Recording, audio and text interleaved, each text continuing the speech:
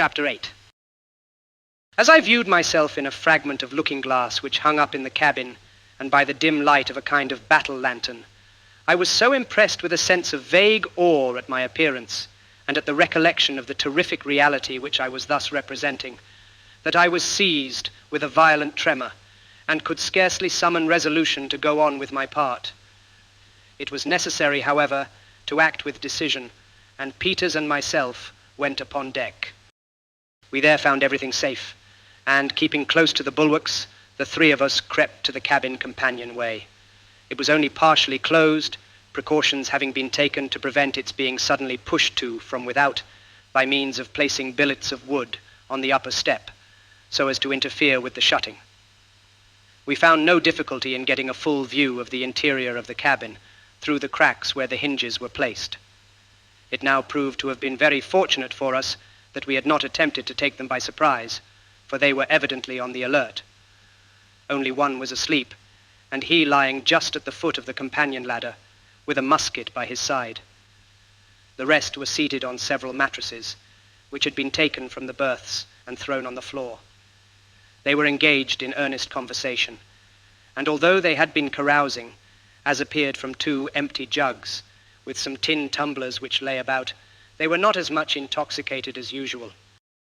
All had knives, 1 or 2 of them pistols, and a great many muskets were lying in a berth close at hand. We listened to their conversation for some time before we could make up our minds how to act, having as yet resolved on nothing determinate, except that we would attempt to paralyze their exertions when we should attack them by means of the apparition of Rogers. They were discussing their piratical plans, in which all we could hear distinctly was that they would unite with the crew of a schooner Hornet, and, if possible, get the schooner herself into their possession preparatory to some attempt on a large scale, the particulars of which could not be made out by either of us. One of the men spoke of Peters, when the mate replied to him in a low voice which could not be distinguished, and afterward added more loudly that he could not understand his being so much forward with the captain's brat in the forecastle, and he thought the sooner both of them were overboard, the better.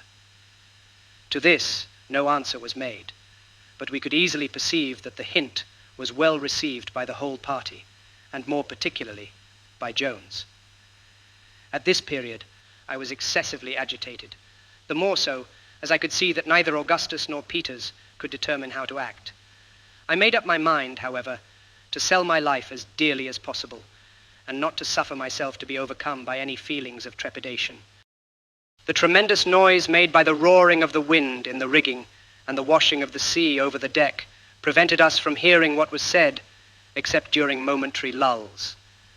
In one of these, we all distinctly heard the mate tell one of the men to go forward, have an eye upon them, for he wanted no such secret doings on board the brig. It was well for us that the pitching of the vessel at this moment was so violent as to prevent this order from being carried into instant execution. The cook got up from his mattress to go for us, when a tremendous lurch, which I thought would carry away the masts, threw him headlong against one of the larboard stateroom doors, bursting it open and creating a good deal of other confusion. Luckily, neither of our party was thrown from his position, and we had time to make a precipitate retreat to the forecastle, and arrange a hurried plan of action before the messenger made his appearance, or rather, before he put his head out of the companion hatch, for he did not come on deck. From this station he could not notice the absence of Allan, and he accordingly bawled out, as if to him, repeating the orders of the mate. Peters cried out, "Aye, aye," in a disguised voice, and the cook immediately went below, without entertaining a suspicion that all was not right. My 2 companions now proceeded boldly aft and down into the cabin, Peters closing the door after him in the same manner he had found it. The mate received them with feigned cordiality, and told Augustus that since he had behaved himself so well of late, he might take up his quarters in the cabin and be one of them for the future. He then poured him out a tumbler half full of rum and made him drink it. All this I saw and heard, for I followed my friends to the cabin as soon as the door was shut and took up my old point of observation. I had brought with me the 2 pump handles, one of which I secured near the companionway to be ready for use when required. I now steadied myself as well as possible so as to have a good view of all that was passing within, and endeavored to nerve myself to the task of descending among the mutineers when Peters should make a signal to me, as agreed upon. Presently he contrived to turn the conversation upon the bloody deeds of the mutiny, and by degrees led the men to talk of the 1,000 superstitions which are so universally current among seamen. I could not make out all that was said, but I could plainly see the effects of the conversation in the countenances of those present. The mate was evidently much agitated, and presently, when someone mentioned the terrific appearance of Roger's corpse, I thought he was upon the point of swooning. Peters now asked him if he did not think it would be better to have the body thrown overboard at once, as it was too horrible a sight to see it floundering about in the scuppers. At this, the villain absolutely gasped for breath, and turned his head slowly round upon his companions, as if imploring someone to go up and perform the task. No one, however, stirred, and it was quite evident that the whole party were wound up to the highest pitch of nervous excitement. Peters now made me the signal. I immediately threw open the door of the companion-way, and descending, without uttering a syllable, stood erect in the midst of the party. The intense effect produced by this sudden apparition is not at all to be wondered at when the various circumstances are taken into consideration. Usually, in cases of a similar nature, there is left in the mind of the spectator some glimmering of doubt as to the reality of the vision before his eyes. A degree of hope, however feeble, that he is the victim of chicanery, and that the apparition is not actually a visitant from the old world of shadows. It is not too much to say that such remnants of doubt have been at the bottom of almost every such visitation, and that the appalling horror which has sometimes been brought about is to be attributed, even in the cases most in point, and where most suffering has been experienced, more to a kind of anticipative horror, lest the apparition might possibly be real, than to an unwavering belief in its reality. But, in the present instance, it will be seen immediately that in the minds of the mutineers there was not even the shadow of a basis upon which to rest a doubt that the apparition of Rogers was indeed a revivification of his disgusting corpse, or at least its spiritual image. The isolated situation of the brig, with its entire inaccessibility on account of the gale, confined the apparently possible means of deception within such narrow and definite limits that they must have thought themselves enabled to survey them all at a glance. They had now been at sea 24 days, without holding more than a speaking communication with any vessel whatever. The whole of the crew, too, at least all whom they had the most remote reason for suspecting to be on board, were assembled in the cabin, with the exception of Allan, the watch, and his gigantic stature, he was 6 feet 6 inches high, was too familiar in their eyes to permit the notion that he was the apparition before them to enter their minds, even for an instant. Add to these considerations the awe-inspiring nature of the tempest, and that of the conversation brought about by Peters, the deep impression which the loathsomeness of the actual corpse had made in the morning upon the imaginations of the men, the excellence of the imitation in my person, and the uncertain and wavering light in which they beheld me, as the glare of the cabin lantern, swinging violently to and fro, fell dubiously and fitfully upon my figure, and there will be no reason to wonder that the deception had even more than the entire effect which we had anticipated. The mate sprang up from the mattress on which he was lying, and without uttering a syllable, fell back, stone dead, upon the cabin floor, and was hurled to the leeward like a log by a heavy roll of the brig. Of the remaining 7, there were but 3 who had at first any degree of presence of mind. The 4 others sat for some time rooted apparently to the floor, the most pitiable objects of horror and utter despair my eyes ever encountered. The only opposition we experienced at all was from the cook, John Hunt, and Richard Parker, but they made but a feeble and irresolute defense. The 2 former were shot instantly by Peters, and I felled Parker with a blow on the head from the pump handle which I had brought with me. In the meantime, Augustus seized one of the muskets lying on the floor and shot another mutineer Wilson through the breast. There were now but 3 remaining, but by this time they had become aroused from their lethargy, and perhaps began to see that a deception had been practiced upon them, for they fought with great resolution and fury, and, but for the immense muscular strength of Peters, might have ultimately got the better of us. These 3 men were Jones, Greeley, and Absalom Hicks. Jones had thrown Augustus to the floor, stabbed him in several places along the right arm, and would no doubt have soon dispatched him, as neither Peters nor myself could immediately get rid of our own antagonists, had it not been for the timely aid of a friend upon whose assistance we, surely, had never depended. This friend was no other than Tiger. With a low growl, he bounded into the cabin at a most critical moment for Augustus, and throwing himself upon Jones, pinned him to the floor in an instant. My friend, however, was now too much injured to render us any aid whatever, and I was so encumbered with my disguise that I could do but little. The dog would not leave his hold upon the throat of Jones.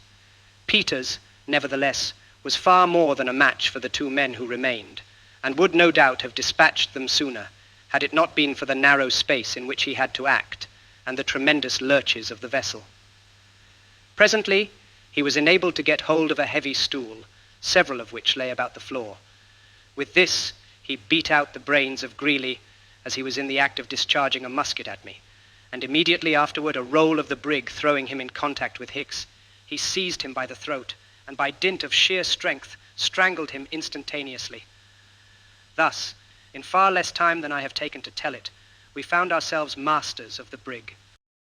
The only person of our opponents who was left alive was Richard Parker. This man, it will be remembered, I had knocked down with a blow from the pump handle at the commencement of the attack. He now lay motionless by the door of the shattered stateroom, but upon Peters touching him with his foot, he spoke and entreated for mercy. His head was only slightly cut, and otherwise he had received no injury, having been merely stunned by the blow. He now got up, and for the present we secured his hands behind his back. The dog was still growling over Jones, but upon examination we found him completely dead, the blood issuing in a stream from a deep wound in the throat, inflicted no doubt by the sharp teeth of the animal. It was now about 1 o'clock in the morning, and the wind was still blowing tremendously. The brig evidently labored much more than usual, and it became absolutely necessary that something should be done with a view of easing her in some measure. At almost every roll to leeward, she shipped a sea, several of which came partially down into the cabin during our scuffle, the hatchway having been left open by myself when I descended. The entire range of bulwarks to larboard had been swept away, as well as the caboose, together with the jolly boat from the counter. The creaking and working of the mainmast, too, gave indication that it was nearly sprung. To make room for more stowage in the afterhold, the heel of this mast had been stepped between decks, a very reprehensible practice occasionally resorted to by ignorant shipbuilders, so that it was in imminent danger of working from its step. But to crown all our difficulties, we plumbed the well and found no less than 7 feet of water. Leaving the bodies of the crew lying in the cabin, we got to work immediately at the pumps, Parker, of course, being set at liberty to assist us in the labor. Augustus's arm was bound up as well as we could effect it, and he did what he could, but that was not much. However, we found that we could just manage to keep the leak from gaining upon us by having one pump constantly going. As there were only 4 of us, this was severe labor, but we endeavored to keep up our spirits and looked anxiously for daybreak, when we hoped to lighten the brig by cutting away the mainmast. In this manner, we passed a night of terrible anxiety and fatigue, and when the day at length broke, the gale had neither abated in the least, nor were there any signs of its abating. We now dragged the bodies on deck and threw them overboard. Our next care was to get rid of the mainmast. The necessary preparations having been made, Peters cut away at the mast, having found axes in the cabin, while the rest of us stood by the stays and lanyards. As the brig gave a tremendous lee lurch, the word was given to cut away the weather lanyards, which being done, the whole mass of wood and rigging plunged into the sea, clear of the brig, and without doing any material injury. We now found that the vessel did not labor quite as much as before, but our situation was still exceedingly precarious, and in spite of the utmost exertions, we could not gain upon the leak without the aid of both pumps. The little assistance which Augustus could render us was not really of any importance. To add to our distress, a heavy sea, striking the brig to the windward, threw her off several points from the wind, and before she could regain her position, another broke completely over her and hurled her full upon her beam ends. The ballast now shifted in a mass to leeward. The stowage had been knocking about perfectly at random for some time, and for a few moments we thought nothing could save us from capsizing. Presently, however, we partially righted, but the ballast still retaining its place to larboard, we lay so much along that it was useless to think of working the pumps, which indeed we could not have done much longer in any case, as our hands were entirely raw with the excessive labor we had undergone, and were bleeding in the most horrible manner. Contrary to Parker's advice, we now proceeded to cut away the foremast, and at length accomplished it after much difficulty, owing to the position in which we lay. In going overboard, the wreck took with it the bowsprit, and left us a complete hulk. So far, we had had reason to rejoice in the escape of our longboat, which had received no damage from any of the huge seas which had come on board. But we had not long to congratulate ourselves, for the foremast having gone, and of course the foresail with it, by which the brig had been steadied, every sea now made a complete breach over us, and in 5 minutes our deck was swept from stern to stern, the longboat and starboard bulwarks torn off, and even the windlass shattered into fragments. It was indeed hardly possible for us to be in a more pitiable condition. At noon there seemed to be some slight appearance of the gales abating, but in this we were sadly disappointed, for it only lulled for a few minutes to blow with redoubled fury. About 4 in the afternoon, it was utterly impossible to stand up against the violence of the blast, and as the night closed in upon us, I had not a shadow of hope that the vessel would hold together until morning. By midnight we had settled very deep in the water, which was now up to the orlop deck. The rudder went soon afterward, the sea which tore it away lifting the after portion of the brig entirely from the water, against which she thumped in her descent with such a concussion as would be occasioned by going ashore. We had all calculated that the rudder would hold its own to the last, as it was unusually strong, being rigged as I have never seen one rigged either before or since. Down its main timber there ran a succession of stout iron hooks, and others in the same manner down the stern post. Through these hooks there extended a very thick wrought iron rod, the rudder being thus held to the stern post, and swinging freely on the rod. The tremendous force of the sea which tore it off may be estimated by the fact that the hooks in the stern post, which ran entirely through it, being clinched on the inside, were drawn every one of them completely out of the solid wood. We had scarcely time to draw breath after the violence of this shock, when one of the most tremendous waves I had then ever known broke right on board of us, sweeping the companionway clear off, bursting in the hatchways, and filling every inch of the vessel with water.